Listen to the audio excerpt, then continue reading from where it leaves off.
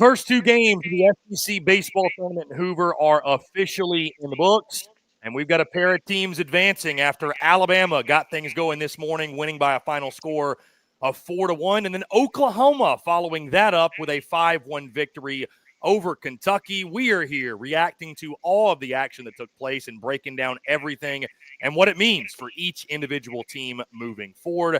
Guys, as always, I'm Chris Phillips. I'm joined by Jake Mckeever. We appreciate each and every single one of you tuning in as always. Make sure you like, subscribe, turn notifications. Check us out via podcast, wherever you get your podcast. You can also find us across all social media platforms, as well as our website, secunfiltered.com. And as always, we're powered by our friends over at FanDuel. Visit FanDuel.com/SECU to join today and get started with $250 in bonus bets when you win your first $5 bet. Once again, that's FanDuel.com/SECU to get $250 in bonus bets. Today, it's day one in Hoover, Alabama at the SEC baseball tournament, and the first two games of action are officially in the books. We are here breaking down and recapping what took place in both Alabama's win over Mizzou and Oklahoma's victory over Kentucky. I'm Chris Phillips. Helping me do so, my good friend Jake Mckeever joins me on the air. Jake, what's going on, man? Appreciate you taking the time. Excited to talk about these two games as the action truly gets underway in Hoover, my friend. It's been exciting stuff. We got a breakfast with the SEC. We got a little bit of upset intrigue, if you will. And then Chris getting some FaceTime with Kevin O'Sullivan on national TV. Yeah, it's been a fun one already. Again, we're less than 24 hours really into this. And by the way, I'm back at the SECU house in Hoover. We're going to be bouncing around back and forth. Like I told you guys, we'll come to you later tonight as well to break down and recap the final two games of the evening. We'll have this same schedule tomorrow, if you will, middle of the day, end of the day. And then obviously, of course, we'll have one big show Thursday, Friday, Saturday, and then again, of course, on Sunday, Championship Sunday. But yes, Jake, it has been eventful. And maybe we'll save the Kevin O'Sullivan conversation breakdown for when we talk about the Florida game. We'll just leave it at that. Either way, though, let's talk about these first two games. First things first, Alabama will start there, beats Mizzou 4-1. Jake, it got a little bit sticky late. You brought in your closer, Osmer. Again, it got a little hairy there. You know, you thought maybe Missouri had a chance to come back, put the scare in them. But Alabama does handle their business. Shocker, Carson Osmer gets another save. The only thing I would say is this, Jake. Tyler Fay, I thought, threw really well. You know, maybe you stretch him out a little bit more. Hindsight's 20/20. I think you look at Rob Vaughn, and I, was actually talking to a few of our Bama buddies, and they said their biggest gripe was you have to use a guy like Osmer, right? You don't want to have to use all these high leverage arms when you're playing a team like a Mizzou to start this thing off. But at the same time, you don't win today, there is no tomorrow. And obviously, Rob Vaughn was committed to our guy Harrison Fant, talking to him after the game, just said, hey, we're going to throw best available to make sure we get this win. That's exactly what they did. Your thoughts on Alabama's win, just what you saw from them as a whole?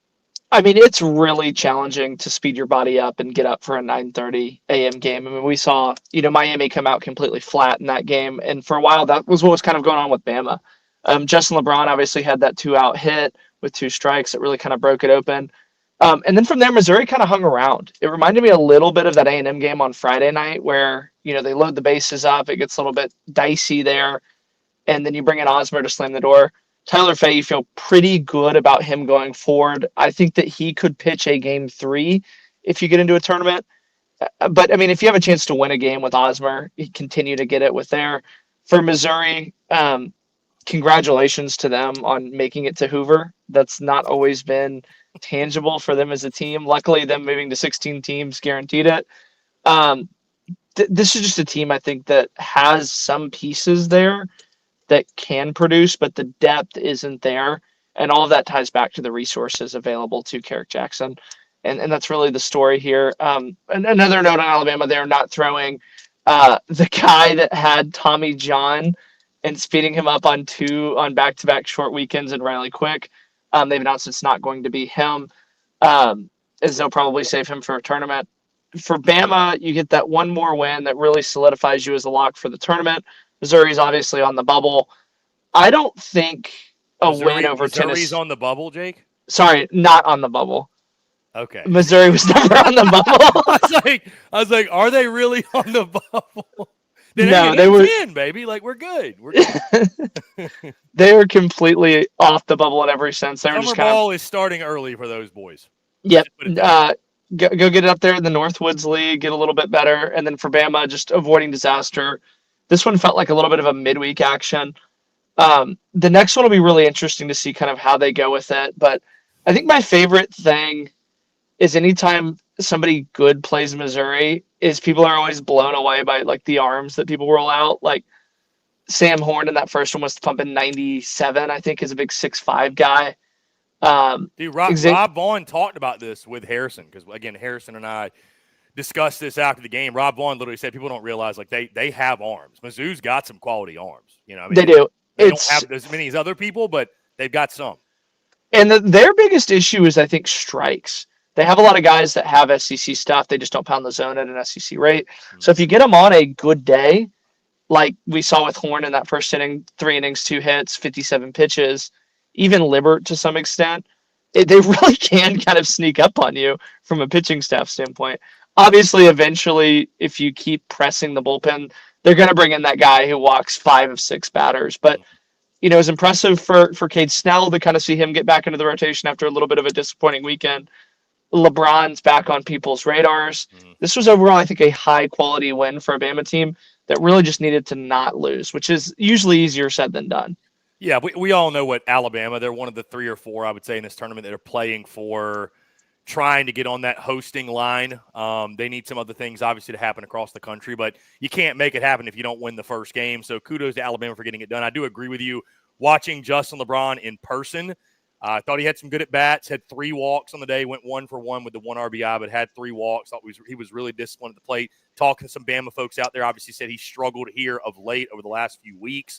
So that was encouraging. You mentioned Cade Snell. Again, I think Tyler Fay throwing the way he did was really encouraging. And obviously Mizzou, it is far from one of the best lineups you're going to see in this conference, but it's all about survive and advance, just like in this tournament as any other tournament, survive and advance.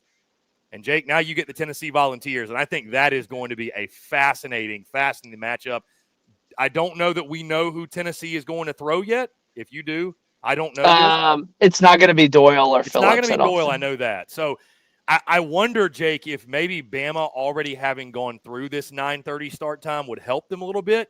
I mean, I think Tennessee should be up and at them and ready to go no matter what. But, you know, you got a game under your belt now. Tennessee coming fresh into the tournament. You know, we'll see. It's going to be anytime Bama and Tennessee face off, it's a great showdown. So, I think the crowds will be great, too. Bama brought a really nice crowd this morning. They'll bring it out for Tennessee. And for reference, our buddy up at Bad Day Hat Co. for Tennessee makes a hat that says, I hate Alabama, and bright Tennessee orange. There's going to be no love lost between those two teams. But, Chris, before we move on, I said this when I saw Justin LeBron at the beginning of the year, that I think he's the coolest player in the SEC. Did you see what I mean? Like, even when he takes a walk, like, it's still just like a he's one of those guys that drip swag for sure. He makes the game look really easy. But yeah, just drip swag. So I mean, even just watching him do in and out, like he just flicks the ball and it shoots off his fingertips. No, I know what you mean. So anyways, Alabama gets the job done. You beat Missouri, you advance. Now you get Tennessee. And again, Jake, it goes without saying, this one is pivotal for both sides. Alabama trying to fight for that. And talking to them, a lot of their fans, they feel like they should already be the 16 seed. But they're continuing to fight for that, solidify the resume. Tennessee, with a deep run here, could potentially get back to that 16, that hosting seed or that hosting line, if you will, have postseason baseball at Lindsey Nelson. It is going to be an electric game. And also, I think Tennessee, Jake, just trying to build some momentum. Yeah. Right? The way you've played the last 7 weekends, losing 6 of your last 7 series. I think even if you don't win this tournament, even if it doesn't do enough to get you a hosting bid, if you're Tennessee, you just want to have something to feel good about. And I'm curious how Tennessee responds after the comments from Tony Vitello yesterday when he essentially said, this team's emotional. They don't always respond. We don't always have the firepower to do so. Let's see how they respond tomorrow. I'm really curious the type of fire and energy this Tennessee team comes out with. So, well, if you remember back when he said that they weren't the most talented team in the SEC, they came out and beat Ole Miss, who I think is one of the more talented teams in the SEC. That was when he said there's a lot of rosters out there better than ours, and it felt like you're like, what are you talking about? Like, yeah, that was a weird. That was the last series. It felt like a weird quote. It felt like a weird quote. Yeah. It's really funny to see how Tennessee went from bravado and swagger to kind of whininess. and they really need to kind of get back to that bravado and swagger that they've had. Because the Vandy one looked pretty whiny. It did indeed. Again, I think Bama's a team that, we'll see if they can fluster Tennessee. I think they're good enough to do so. Should be a great matchup, great showdown, especially who goes for each on the bump. That'll be really interesting, I think, no doubt. Let's talk, Jake, the other game really quickly. Oklahoma, Kentucky. The Oklahoma Sooners take down the Kentucky Wildcats 5-1. This one is not one from the standpoint of either team fighting for their postseason lives. Kentucky obviously loses this game. They are in. I don't know if they are. You don't know if they're in. I'll say this. I think they needed a win here. But first off, OU needed to not lose this game because I mentioned it, that if they were to lose this game, this would have been 4 losses to Kentucky. Oklahoma, I think, is squarely above Kentucky in every sense of the word. But if you lose 4 straight teams to a team that's around you, you can start to kind of creep in thoughts into other people's minds. They really needed to go out and take care of business. And Kentucky's going to have a sweaty week. Because I felt like before that Vandy series, we said they need 1 win and they're going to get in. And they have yet to find that 1 win. So it's one of those things where if the bubble plays a certain way, Kentucky's going to find themselves very disappointed. And they really needed to go out and win one of these games that they had.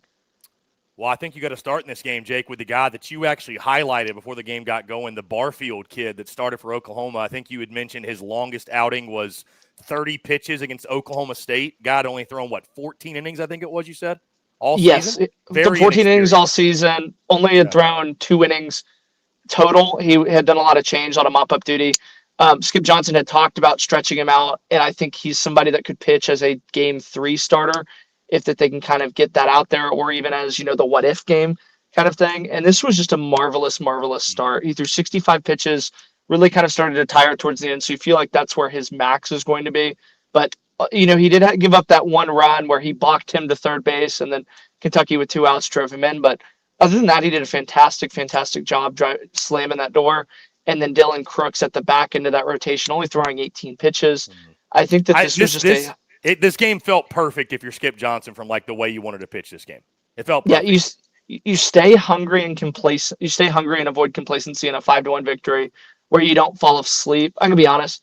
This was kind of a fall asleep game for me personally, and I'm sure you're probably the same way. Boring. No, it was boring. I mean, let's just call it for what it is. It was a little boring.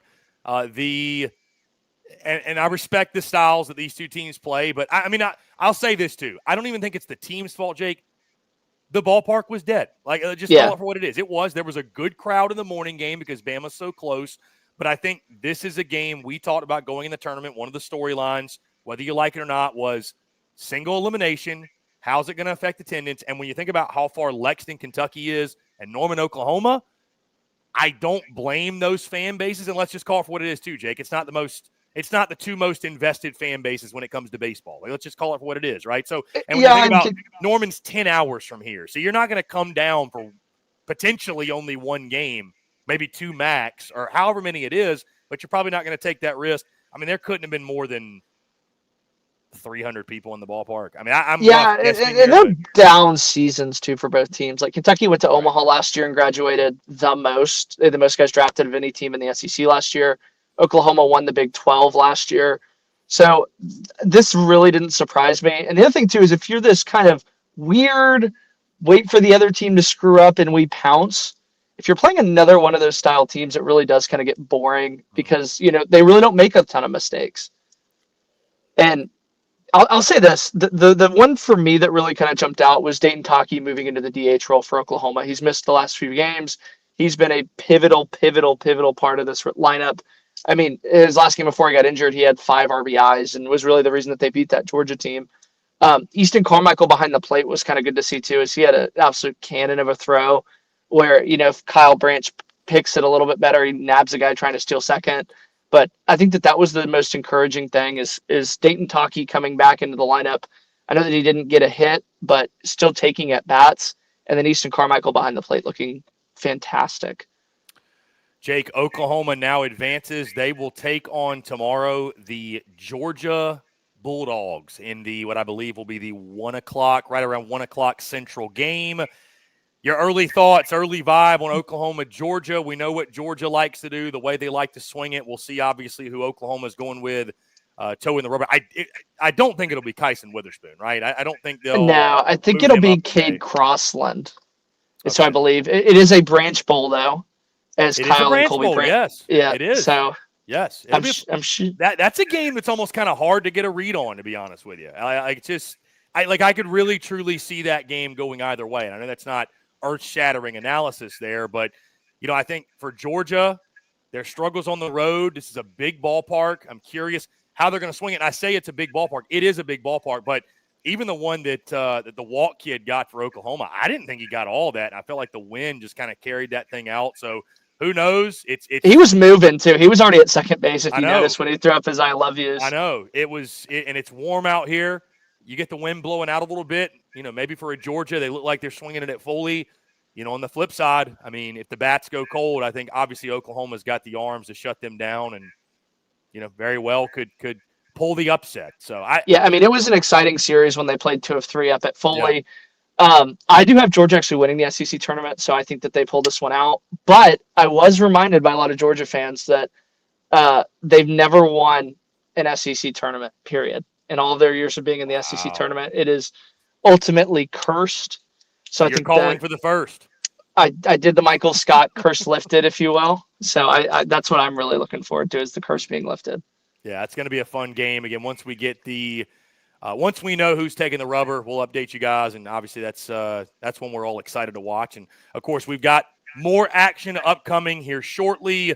The conclusion of day one about to get underway. Florida, South Carolina in this afternoon game, and then Mississippi State, Texas A&M. The pullover our man Jake Mckeever is spotting. Should be a fun night in Hoover, Alabama. Guys, make sure you stay tuned to SEC Unfiltered. Make sure you like, subscribe, turn notifications. Check us out via podcast, where we get your podcast. You can also find us across all social media platforms, as well as our website, secunfiltered.com. And as always, guys, I want to see about our friends over at FanDuel, because we are brought to you by our friends at FanDuel. Guys, the wait is over. Baseball season's finally here, and you can start the season strong on FanDuel, America's #1 sports book, because right now FanDuel is celebrating the return of baseball by giving new customers $250 in bonus bets if your first $5 bet wins. FanDuel's got so many ways for you to get in on the action, from hits to steals to homers. They got a lineup filled with all your favorite bets, or if pitching is more of your thing, FanDuel's got a deep bullpen of bets from strikeouts to shutout innings. So when you place your first bet, it can be on almost anything, and if it hits, you'll get $250 in bonus bets. And yes,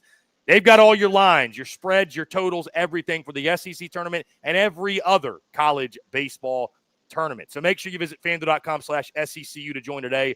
That's FanDuel.com/SECU. Make every moment more with FanDuel, official partners of Major League Baseball. Must be 21 and up and present in select states for Kansas, in affiliation with Kansas Star Casino, or 18 and up and present in D.C. First online at Real Money Wager only. $5 first deposit required. Bonus issued as non-withdrawable bonus bets. Expires 7 days after receipt.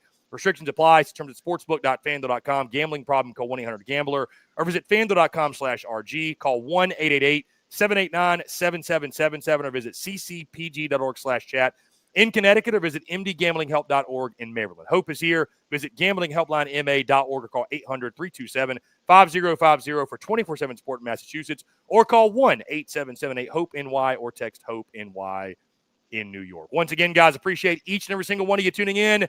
Jake Mckeever, thank you so much for taking the time. Guys, as always, I am Chris Phillips. This is The Windup. This is SEC Unfiltered, and we'll talk to you all later tonight after the final 2 games of day 1.